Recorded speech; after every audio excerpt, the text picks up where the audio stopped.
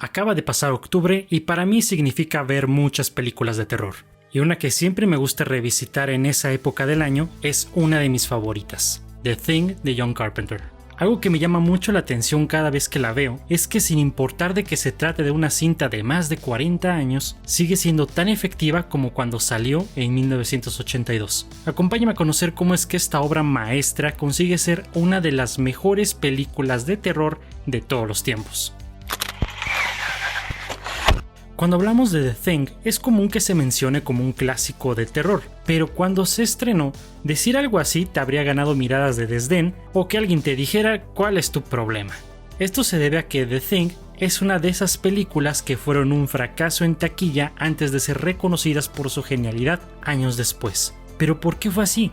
Bueno, hay que recordar algo muy importante. El verano del 82 fue una verdadera locura para el cine. Imagínate, Rocky 3, Poltergeist, Star Trek 2, Tron, The Thing, Blade Runner, E.T. se estrenaron ese verano nada más. En un mar de blockbusters y ciencia ficción, The Thing simplemente no tuvo mucho chance. El éxito de la película de Spielberg, que mostraba una visión tierna y esperanzadora de los aliens, contrastaba radicalmente con la oscura y terrorífica visión de Carpenter. El público de la época simplemente prefirió la calidez de E.T., dejando de lado la propuesta sombría de Carpenter.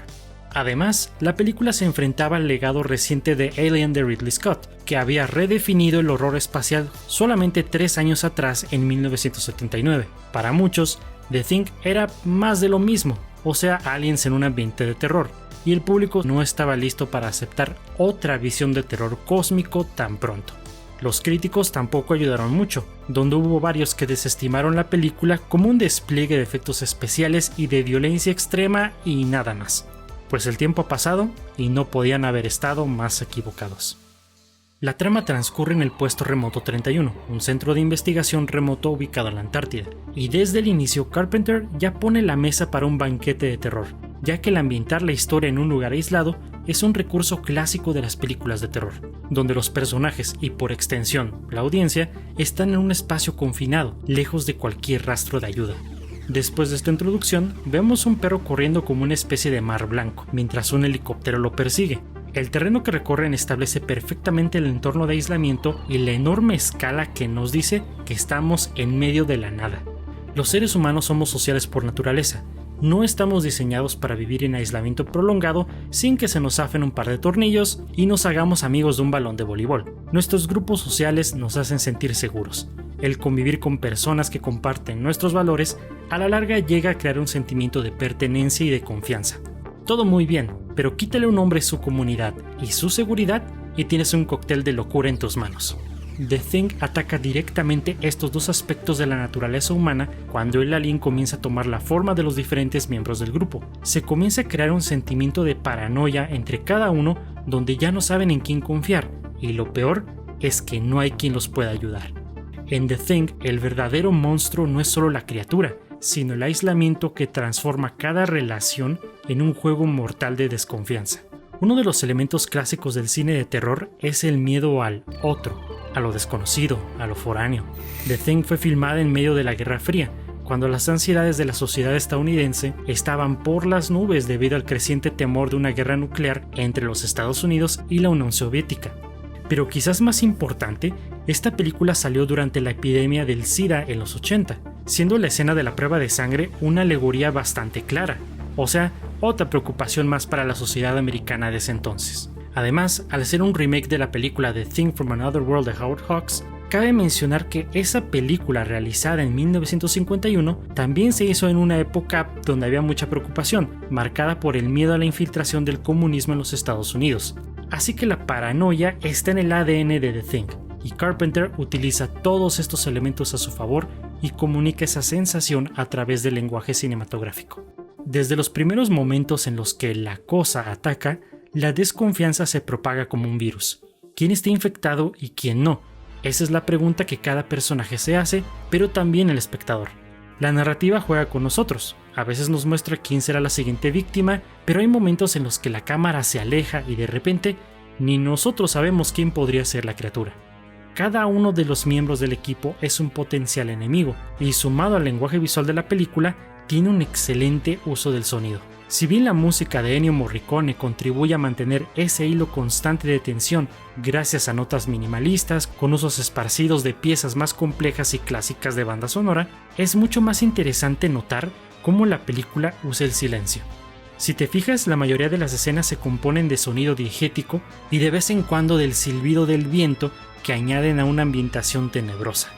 También me encanta cómo el silencio se contrasta bruscamente con los sonidos de cuando se presente el alien o hay alguna especie de transformación loca.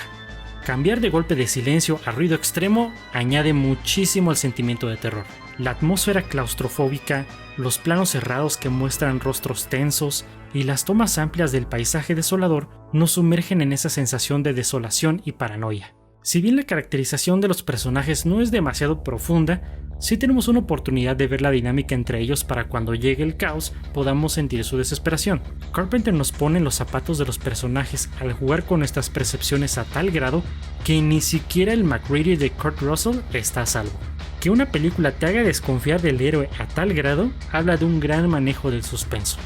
Así es como va escalando la tensión poco a poco, que tiene su clímax en la famosa escena de la prueba de sangre, donde todo se va al demonio y pierdes apuestas contigo mismo de ver quién era el infectado. Aún con toda esta gran construcción del horror a través del audiovisual, no estamos tratando con una pieza de terror psicológico donde el monstruo es invisible. Todos recordamos a The Thing por sus increíbles y grotescos efectos especiales, obra de Rob Bottin, los cuales son una obra de genialidad casi insuperable que solamente actualmente lo podría comparar con lo que se vio en The Substance. Todos sabemos que el cine actual tiende a abusar del uso de CGI, y aunque yo no soy de aquellos que sataniza los efectos digitales mientras proclamo la supremacía de los efectos prácticos, en la mayoría de las ocasiones no se puede negar que cuando estás viendo efectos prácticos es muy difícil engañar a tu cerebro. No hay nada como saber que lo que estamos viendo es algo tangible y real, a diferencia de simplemente ver algo y pensar, bueno, es que eso es por computadora, por lo que la ilusión es mucho más efectiva y el shock es más creíble. En particular, me sigue dando ñáñaras cada vez que veo cómo se desprende la cabeza del cuerpo de Norris, con las venas que se extienden, se rompen y cómo su rostro se deforma de manera antinatural. Con tan solo 22 años, Bottin llevó al límite las posibilidades del maquillaje y de los efectos prácticos, diseñando algunas de las transformaciones más impactantes jamás vistas en el cine. Utilizando una mezcla de animatrónica, maquillaje, látex y efectos mecánicos, Bottin logró que las mutaciones de la criatura se sintieran viscerables y tangibles, como si cada transformación estuviera ocurriendo frente a nuestros ojos. Desde el espeluznante perro araña hasta la famosa escena del estómago con mandíbulas, cada uno de sus diseños captura la naturaleza impredecible y aterradora de la cosa. El trabajo de Bottin en The Thing no solo revolucionó los efectos prácticos, sino que se convirtió en una referencia ineludible para el género de terror y cuya influencia la seguimos viendo en la actualidad. Recientemente muchas personas que descubrieron la película por primera vez no pudieron evitar hacer la conexión entre esta especie de virus invisible que se esparcía entre los miembros del equipo con la pandemia del COVID. Creo que eso habla del poder de la obra de Carpenter. En lugar de ser una simple alegoría que reflejaba las preocupaciones de su época, corriendo el riesgo de sentirse anticuada con los años, esta película aborda temas de desconfianza y de paranoia que están profundamente arraigados en la psique humana, dando una matiz atemporal que perdurará por décadas por venir. The Thing prospera en el temor a lo desconocido, a la verdadera naturaleza oculta de la persona que está a tu lado. Somos seres sociales, pero en realidad sabemos muy poco de quienes nos rodean. Hoy en día, ese miedo podría enfocarse en cualquier grupo, dependiendo de cuándo y dónde veas la película.